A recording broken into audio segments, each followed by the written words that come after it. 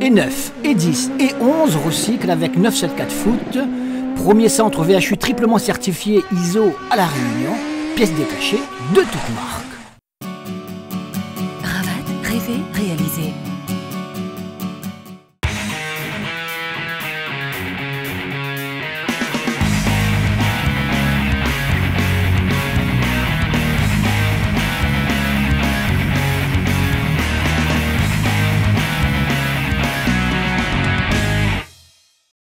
Bonsoir, on va vous parler de la 19e journée du championnat de première division qui s'est disputée ce week-end dans ce magazine grand format 974 Foot, 19e journée avec un déplacement périlleux pour la Jeanne chez les Marsouins, un derby classique entre la Saint-Louisienne et la Saint-Pierroise. On va vous parler de tout cela, on va également vous montrer des images de la dernière demi-finale de la Coupe de France régionale dans le groupe B et de surprise, la victoire de Sainte-Suzanne c'était face à l'Excelsior. Pour nous parler de tout cela, pour développer ces éléments, mais également pour parler comme tous les 15 jours de nos créopolitains qui se distinguent sur la scène nationale, voire internationale, nous recevons Mickaël Payette. Mickaël, bonsoir. Bonsoir Alain, bonsoir à tous. Mickaël, donc, qui va nous parler, je vous le disais, dans un deuxième temps, des créopolitains, mais d'abord, votre regard d'expert sur ce championnat. 19e journée, on a eu, bon, coup de chapeau à la Jeanne, on va le dire, parce que c'était pas simple, et ils ont réussi, surtout dans des conditions presque dantesques, à arracher, c'est bien le terme, la victoire chez les Marsouins.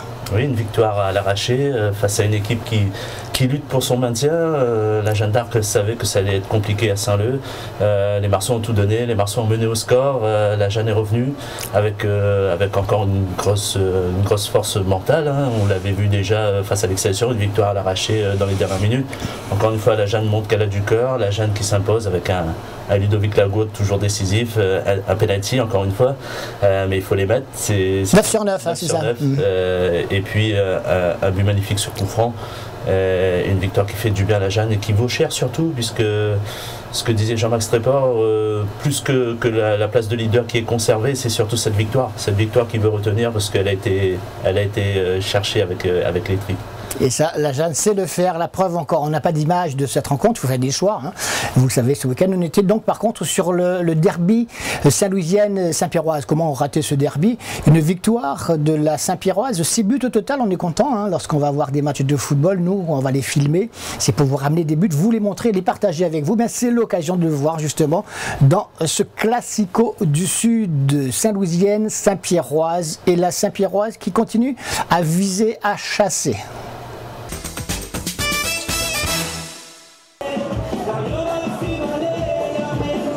On a pris cette rencontre très au sérieux parce qu'on savait que les Saint-Louisiens nous attendaient, comme tous les derbys.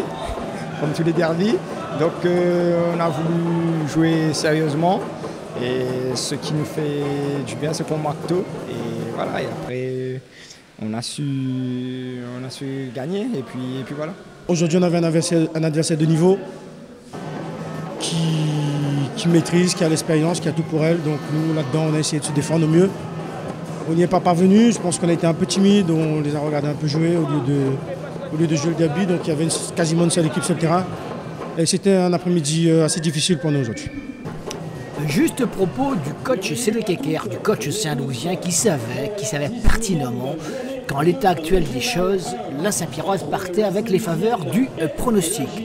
Charge à lui d'organiser son équipe pour, si ce n'est retarder l'échéance, en tout cas réussir ce qui pourrait être à ce moment-là un exploit, chose possible, des Saint-Louisiens qui avaient mal débuté la saison, qui maintenant font partie du top 5 et qui ont grappillé des points, qui ont grappillé donc également des places au classement et qui, face à cette équipe Saint-Pierroise, a fini par sombrer assez rapidement, me direz-vous, oui, à la 9e minute avec Alexandre Loricourt sur le côté droit, un ballon un petit peu en retrait pour Cédera qui reprolonge pour Dari, passe au centre comme vous voulez pour Jean-Michel Fontaine et la Saint-Pierroise mène logiquement au score, elle qui avait maîtrisé le jeu dès le coup d'envoi de cette rencontre face à un frère, un copain saint-louisien, un ami saint-louisien, mais sur la pelouse évidemment les Saint-Pierrois savaient qu'ils n'avaient pas d'autre choix que de tout faire pour repartir avec les 4 points de la victoire. Et pourtant, eh bien, la Saint-Louisienne va parvenir à égaliser peu avant la pause. que sur ce but, vu qu'il n'avait aucune action, aucune occasion, il a eu trois comptes favorables. Après, on gère un petit peu mal là-dessus, mais on ne s'est pas affolé. On savait qu'à tout moment, on peut marquer. Avec l'équipe qu'on a, on sait qu'on ne peut pas douter et que voilà, on savait qu'on allait marquer, qu'il fallait juste rester concentré et continuer à jouer. Et c'est à la 43e minute que Julien Lebon bénéficie de plusieurs contres favorables donc face à la défense saint-pierroise. Et toute cette action profite à Anthony Palani qui remet les deux équipes à égalité 2 minutes avant de regagner les vestiaires. Psychologiquement c'est important, c'est intéressant pour la Saint-Louisienne, mais vous allez entendre la lucidité du coach Cédric Ecker. Il y croyait, mais le réalisme, la réalité a vite rattrapé le groupe saint-louisien un peu plus tard. Vous avez quand même à votre égard le fait qu'Anthony égalise avant la mi-temps. Ben ouais, je pensais que ça allait nous donner le boost pour revenir, mais non, on n'y était pas. On en a encore à prendre et bon, ben ça fait partie du boulot, hein, c'est le taf, on est plein dedans là. Le gardien aussi qui réalise quelques arrêts, parce qu'il y a quand même quelques offensives saint-pierroises qui auraient pu faire mouche. Hein. Oui, ben on connaît la qualité de Vincent aussi, donc oui, il a fait le boulot, mais bon. C'est une défaite et c'est la mienne, c'est pas celui des joueurs, ils ont fait ce qu'il fallait et c'est ma défaite. C'est vrai qu'on s'attendait à ce genre de rencontre et effectivement on a eu une équipe de la Saint-Louisienne qui a su égaliser même si on avait fait une bonne première mi-temps et après voilà, à la mi-temps le coach nous a dit de faire un peu plus, de mettre un peu plus d'engagement vers l'avant et puis on l'a fait et c'est bon pour nous. Alexandre Loricourt qui va être justement le buteur de cette deuxième réussite de l'équipe saint-pierroise ici à la 50e minute. Il bénéficie d'une petite talonnade astucieuse de Redouane Dari pour s'en aller battre le gardien de l'équipe saint-louisienne, Vincent Craillère. 2 buts à 1 à ce moment-là. On revoit cette action collective, encore une fois, de la part des Cigognes. Instantanée, on ne traîne pas, on ne garde pas le ballon et on finit donc par trouver ses partenaires. Ça fait à ce moment-là donc 2 buts à 1. À nouveau, les Saint-Pierrois qui avaient continué à maîtriser leur sujet sont au devant au score et ils devraient confirmer. Ils vont se créer d'autres occasions, même si les Saint-Louisiens ici ont regardé cette action qui oblige Mathieu Pelops, le gardien saint-pierrois, à intervenir. Pas très méchant, direz-vous, d'accord, parce que c'est en face que cela se passe de manière beaucoup plus dangereuse. Là, pénalty sifflé par M. Ferrer, contact il y a. Pied contre pied, Godas contre Godas, Godas sur ballon, ballon sur Godas, à vous de choisir. On vous remontre ce ralenti pour vous permettre, même si ça ne changera pas le cours des choses, hein, c'est un penalty qui a été sifflé, qui va être exécuté par l'actuel meilleur buteur et du championnat, côté du Portois, la Gourde, mais meilleur buteur de la Saint-Pierroise, Jean-Michel Fontaine, face à Craillère. Joli contre-pied, ça fait 3 buts à 1 pour l'équipe Saint-Pierroise. On était à ce moment-là à la 66e minute et puis à la 75e minute, les Saint-Pierrois vont ajouter un 4e but. Alexandre Loricourt pour un centre sur Razak qui se jette pour marquer ce but face à une défense saint-louisienne qui a un peu renoncé quelque part. Mais c'est vrai que face à cette machine blanche et noire, c'était un peu compliqué. Il fallait vraiment puiser dans ses ressources pour pouvoir tenir la distance, chose qui n'était pas simple. On procède à quelques changements courts de cette rencontre pour permettre à tout le monde de jouer, notamment à Boesso qui remplace ici Jean-Michel Fontaine. Et vous le savez, on l'a suffisamment répété, les remplaçants valent quelquefois des titulaires. C'est Joël Damour qui va se charger de tirer ce nouveau coup franc pour une faute sur Alexandre Loricourt. Une frappe bien enveloppée sur laquelle Craillère parvient à se jeter pour boxer en corner. On est à 4 buts à 1, on va en rester là? Non, pas du tout. Les Saint-Louisiens vont montrer qu'ils ont encore du cœur. Ils vont puiser dans leurs ressources pour réduire le score en fin de rencontre à la 86e minute avec d'abord cette superbe frappe qui oblige Mathieu Pelops à se détendre. Et c'est Visnelda qui est là à l'affût pour clôturer ce score à 4 buts à 2 en faveur d'une équipe saint-pierroise qui n'a pas raté son rendez-vous dans ce derby sudiste, ce grand classico local.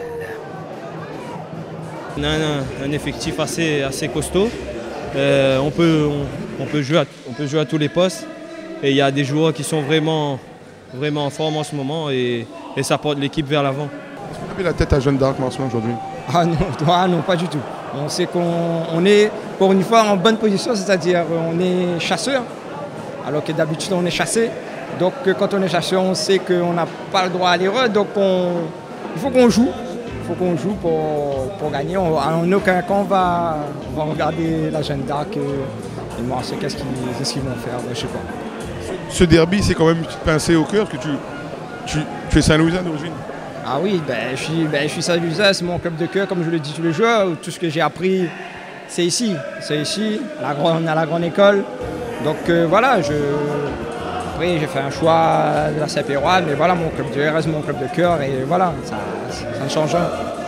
Une bien belle image donc, dans cette fin de rencontre avec Razak et ses deux enfants. Je pense que ce sont ces deux enfants, deux petites filles qui avaient le maillot vert de la Saint-Louisienne, en tout cas des maillots verts sur eux. Donc comme quoi, ce derby s'est passé dans d'excellentes conditions, dans un bel état d'esprit. On ne peut que s'en féliciter.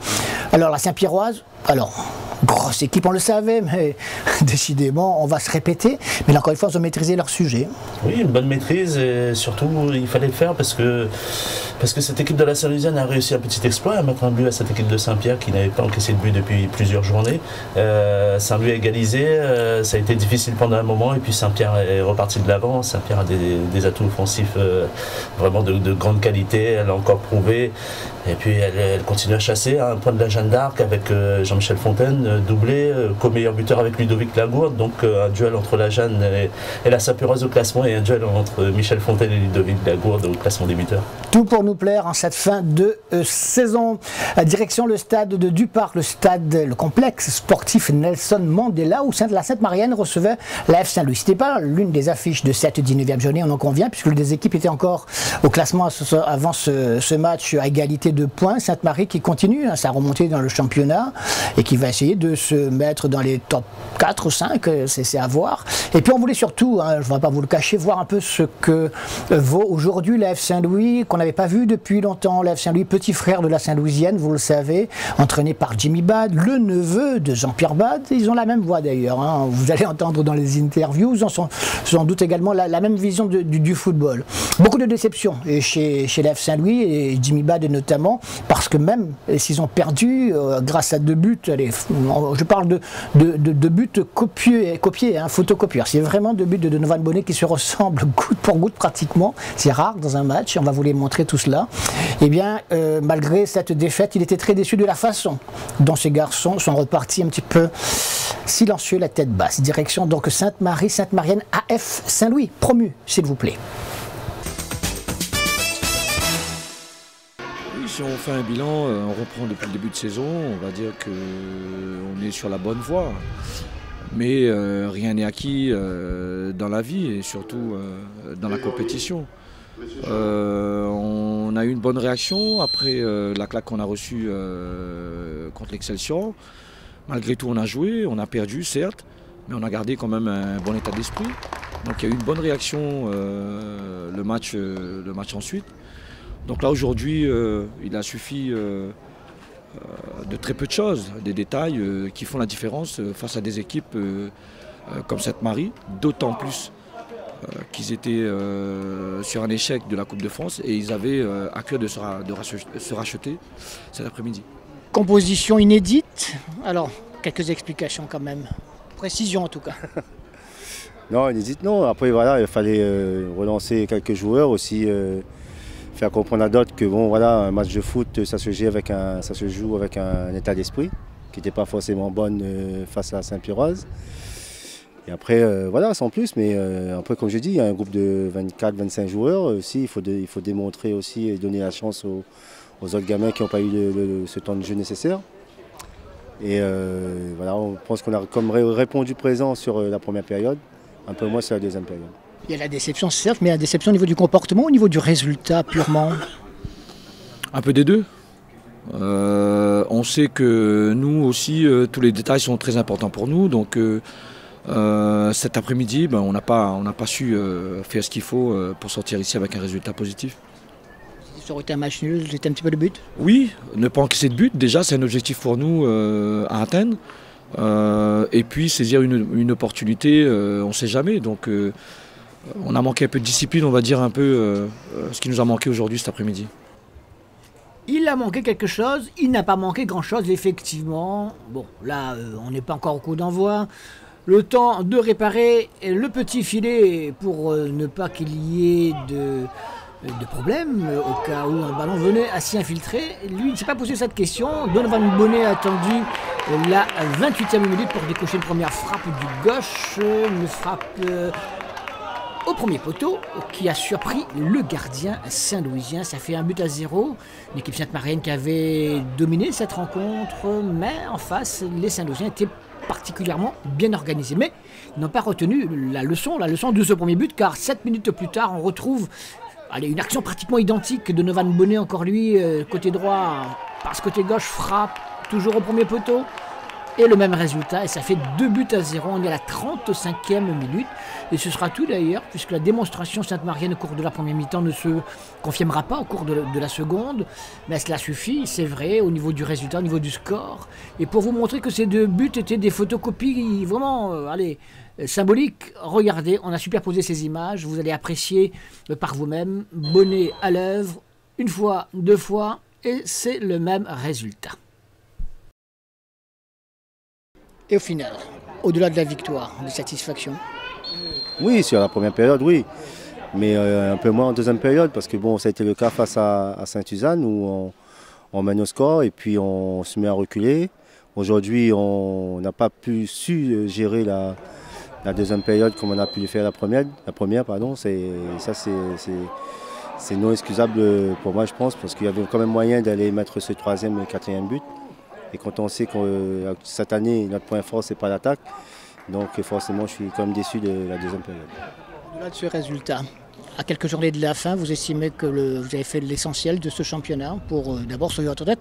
On oublie peut-être trop vite que vous êtes un promu quand même.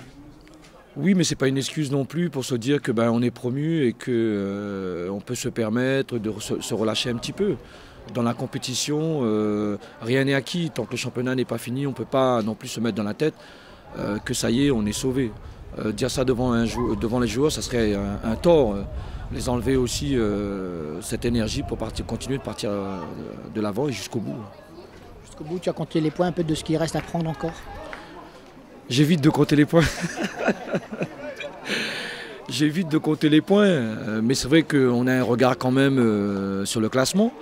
Mais dans notre préparation, il est important de ne pas se figer sur les points et d'être concentré sur notre jeu, notre animation, le contenu. C'est le plus important et c'est sûr que plus on va avancer, on sera un peu plus rassuré. L'AF Saint-Louis donc qui décroche un petit peu au classement, mais c'est pas bien grave parce que derrière, Michael, on va parler un petit peu dans cette deuxième partie du classement, il y a des équipes qui patongent un petit peu, notamment l'Auxerre Léopard qui a pris la piquette à Saint-Joseph face à l'Excelsior qui s'est non pas réveillé mais qui s'est un peu vengé, disent les observateurs, c'est vrai. 6-1 pour les Saint-Josephois. Donc il y a d'autres équipes qui sont pas très bien en ce moment mais qui vont se battre pour ne pas descendre. Oui, on a vu les Léopards qui s'inclinent lourdement à Saint-Joseph. Bon, on savait que l'Excelsior a une arme offensive vraiment impressionnante. Elle était en panne d'efficacité, elle s'est réveillée. Tant pis, et dommage pour les Saint-Andréens. Les Saint-Andréens dans le rouge, mais surtout les Marsouins qui n'arrivent pas aussi à décoller de cette zone rouge. Juste devant, on a Saint-Paul qui n'avance pas beaucoup. Saint-Paul accroché par la petite île qui ne lâche pas le morceau. Et puis, un petit mot pour Stéphane Biacolo qui a tiré sa révérence après plusieurs années dans le championnat. Il est arrivé dans le championnat en 2012. Bon, il nous a régalé avec quelques beaux buts. Super garçon, on l'a tous côtoyé. On lui souhaite bonne continuation. Il a décidé de rapprocher le crampon. Pourquoi là, en pleine saison? Enfin, on le sait sans être indiscret, si c'est pas. C'est un choix de vie. Comme il le disait, il a souvent, sa famille l'a souvent suivi dans tout ce qu'il a fait dans le football. Cette fois, il fallait rendre un petit peu à la famille. Je crois qu'aujourd'hui, il est arrivé à un âge où il fallait prendre cette décision et il l'a fait sans regret, parce que vraiment une belle carrière dans notre championnat et ailleurs également. Bonne continuation Stéphane Biacolo dans tout ce que tu vas entreprendre. Le rappel des résultats, le classement à l'issue de cette 19e journée. 24 buts ont été inscrits à l'occasion de cette 19e journée, donc très prolifique, mais 10 pour la Saint-Pierroise et l'Excelsior réunis. Saint-Pauloise d'abord, Saint-Petit-Île, un but partout, la Saint-Pierroise a gagné, donc on l'a vu, 4 buts à 2. La Capricorne a gagné 2-0 face à la Tamponnaise. Sainte-Suzanne, Saint-Denis Football Club, un but partout, la Sainte-Marienne a gagné.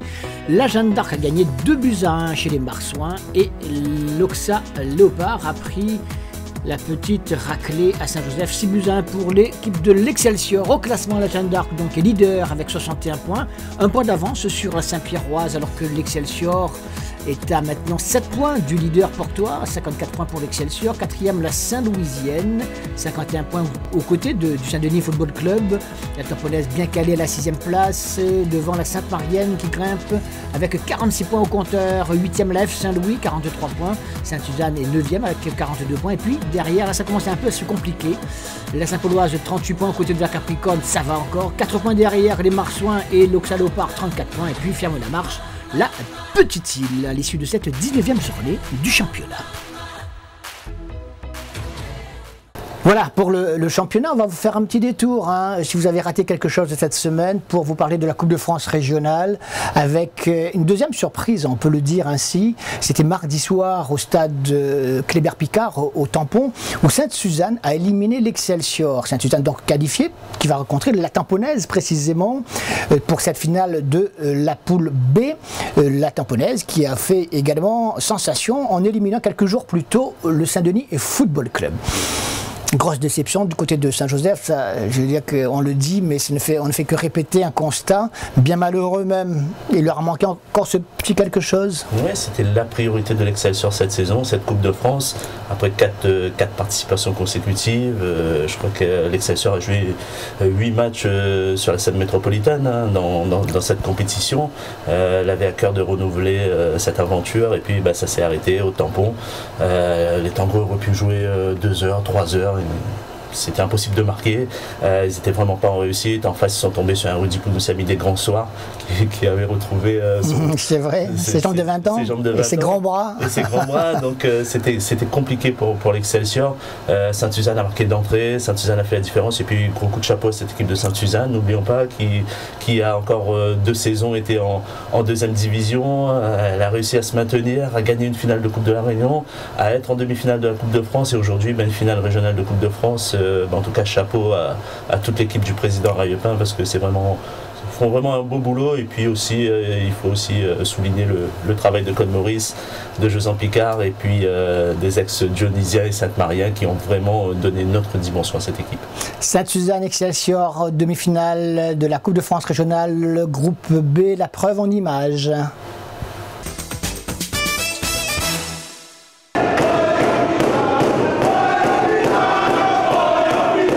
C'était dur, c'est très dur. On avait une bonne équipe en face, mais comme nous l'a dit cette semaine, il fallait jouer avec le cœur, et il nous l'a prouvé à soir que nous l'a joué avec le cœur, parce que nous l'a déjoué un peu les pronostics, que ce soit en dehors du match. Maintenant, la donne Excelsior gagnant.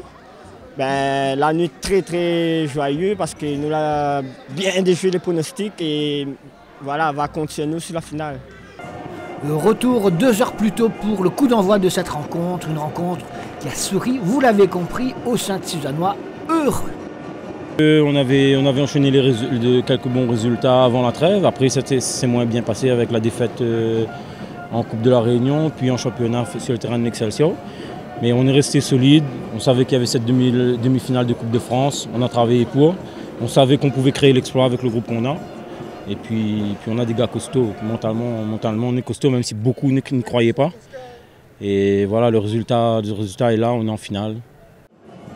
En finale, grâce à ce coup franc de Yann Guichard précisément, en tout début de rencontre, Florian Turpin sur le côté droit va centrer un petit peu à l'aveugle, mais il y a Christopher Ferrer qui a senti le coup, qui s'est précipité, s'est même jeté pour reprendre cette balle. Ça fait 1 but à 0, un but important, d'autant qu'il sera le seul inscrit dans cette rencontre, même si les Saint-Josephois ont créé beaucoup d'occasions, on en verra quelques-unes tout à l'heure, mais ça suffit au bonheur de l'équipe sainte-suzannoise qui a tenu le choc ensuite.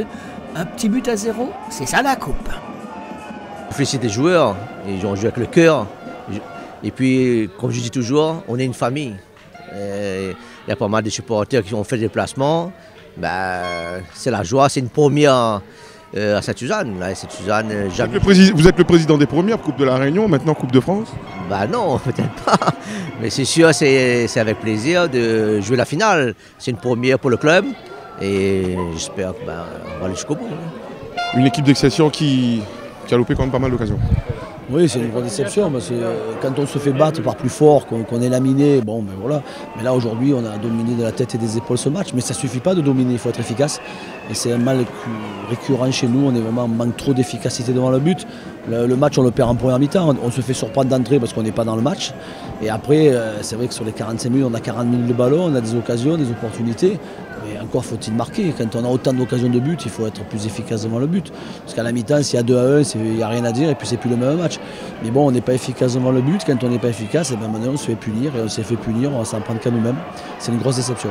Les réajustements tactiques que tu as pu opérer, notamment en deuxième mi-temps, n'ont pas porté ses fruits. Non, j'ai essayé beaucoup de choses. J'ai mis 5 attaquants, on est passé en 3-4-3. Après, on a pratiquement fini en 3-3-4. Bon, pour essayer de faire quelque chose, l'entraîneur doit être actif, doit agir, doit réagir et agir. Malgré tout, ça n'a pas porté ses fruits puisque la preuve, on n'a pas marqué. Donc c'est un échec, c'est un gros échec. Ici, nous, la point, personne ne pète plus haut que tout le monde. Tout le monde sur le même piédestal et c'est ça Saint-Suzanne, quoi. Et c'est à nous un groupe fort et nous avons confiance, très confiance en nous. Personnel, tu as eu un peu de mal au début de partie sur ton côté? Il faut dire que nous jouons sur une moitié de jambe, il faut souligner ça aussi, nous sommes sur une grosse blessure. Et il y en a quand même de sacrés joueurs en face de moi. Et comme vous l'avez remarqué, au début, il a fait du changement, côté droite. Ça attaque et mal à subir, après il faut dire que le cœur est là, en mode guerrier. Audi, grosse prestation, qualifié pour la finale. Tu te sens comment? 40 ans? 40 ans et toutes ces dents. Oui, on avait bien préparé le match, même si on n'avait pas le pourcentage de la qualification. C'était l'Excelsior, la grosse équipe, mais nous on a su profiter juste de ce qu'on avait comme arme, en fait, notre solidité, notre solidarité aussi, et l'envie.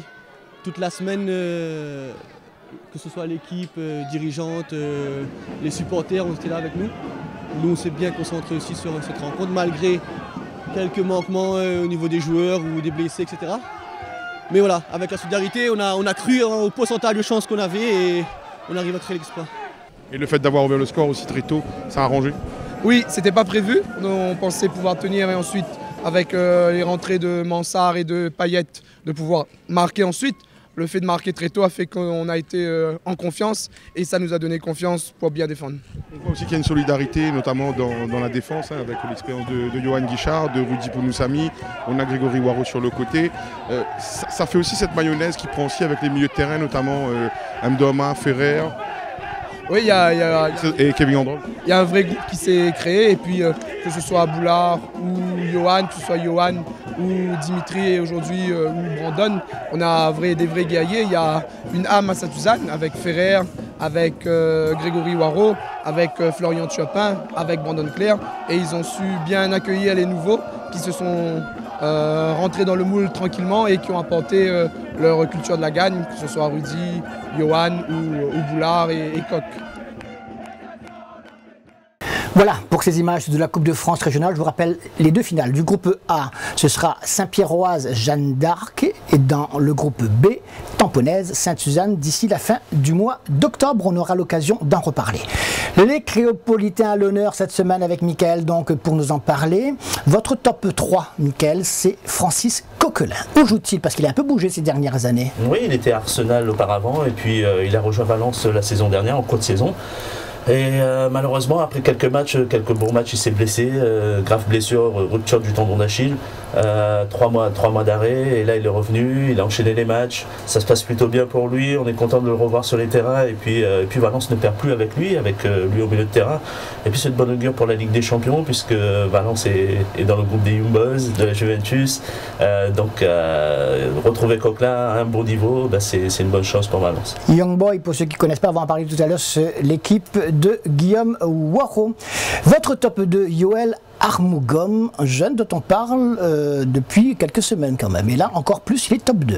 Oui, on l'avait perdu de vue depuis le match en ouverture contre le PSG, où il avait été titularisé au poste de latéral droit, un poste qui n'est pas le sien.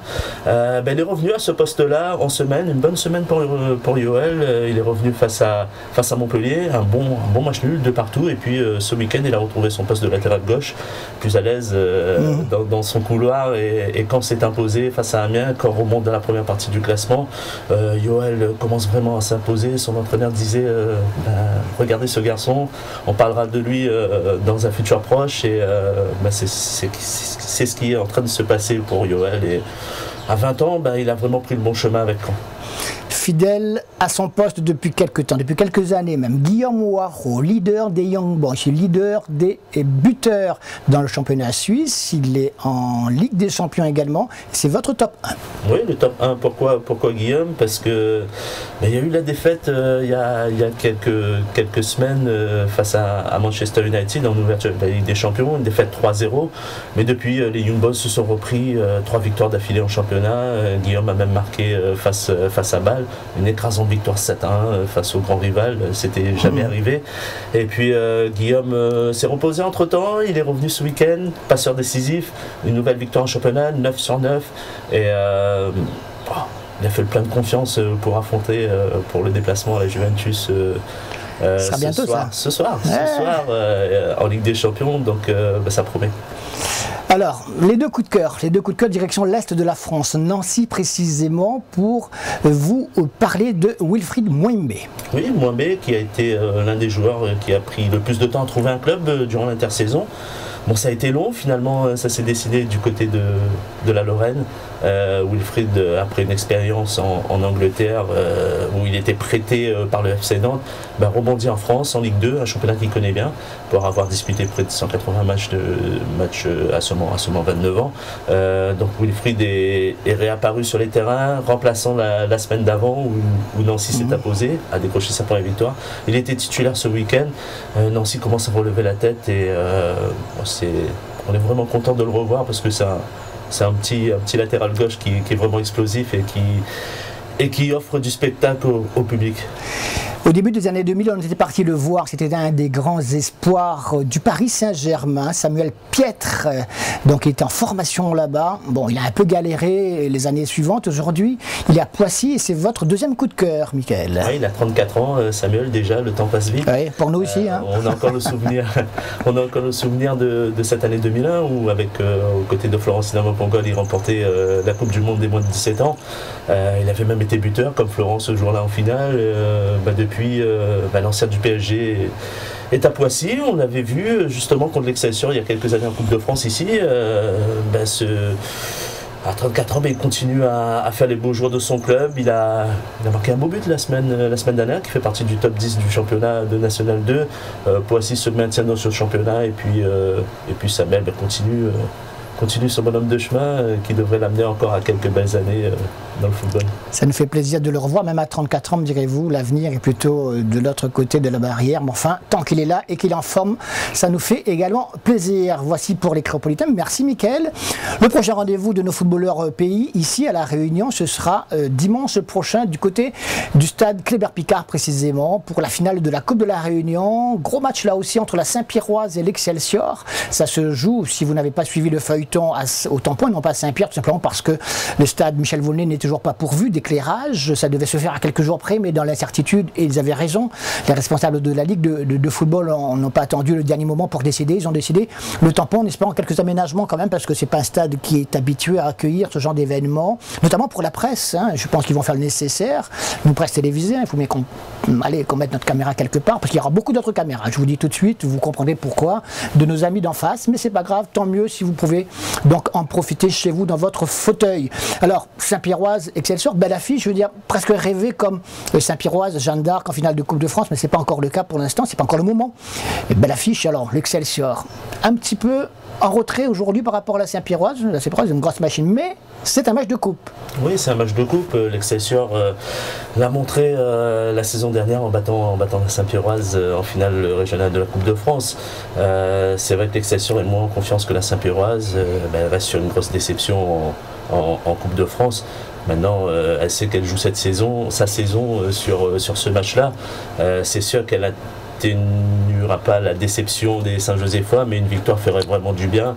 Et je pense qu'elle a les moyens de rivaliser avec Saint-Pierre, même si la Saint-Pierroise est en pleine confiance et vraiment une grosse machine. Et qui a envie de faire, ils ne disent pas, hein, le triplé, ils sont dans la course sur les 3 tableaux, ils en rêvent beaucoup, ils disent non, je sais pas même. La question qu'on se pose, c'est comment la Saint-Pierroise va réagir en finale. On sait que la Saint-Pierroise a du mal dans les finales, dans les grands rendez-vous, mais c'est vrai que cette année, elle a vraiment un gros potentiel et je pense que elle a su tirer les leçons du passé.